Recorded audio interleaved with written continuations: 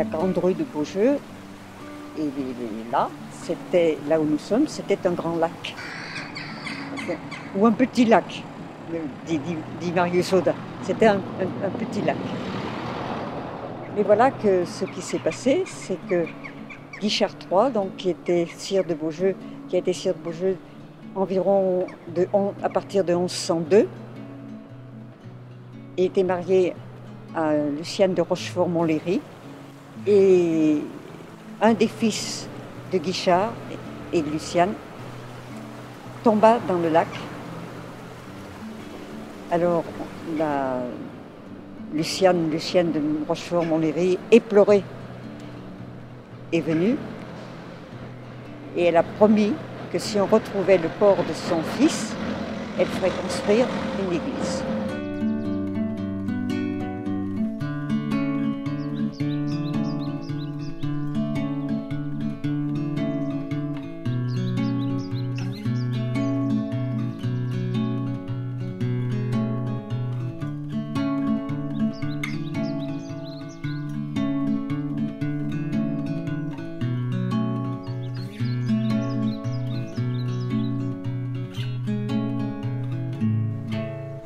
Beaujeu est dans un étroit défilé, c'est d'ailleurs pour ça que les seigneurs de Beaujeu protégeaient cette vallée. Par contre, les eaux, bien sûr, elles reviennent de tout le bassin versant au-dessus, du mont Sarigot. Toutes les eaux descendent et passent par cette vallée. Pour nous, notamment cette rivière, c'est vraiment un régime torrentiel, donc c'est vraiment l'orage qui est à craindre.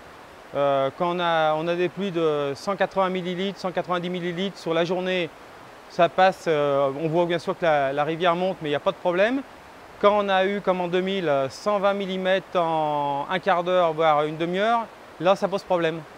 La rivière, c'est quand même un ruisseau, comme un ruisseau de montagne, hein, qui monte très rapidement, et puis qui en descend pareil, quoi. Je veux dire, c'est assez pentu, puisqu'on est entouré de vallons, de coteaux.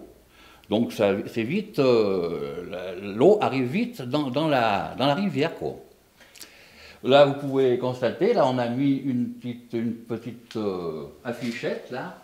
Ça, le 5 juillet 93, ça indiquait la hauteur de l'eau, ici, 1,60 m.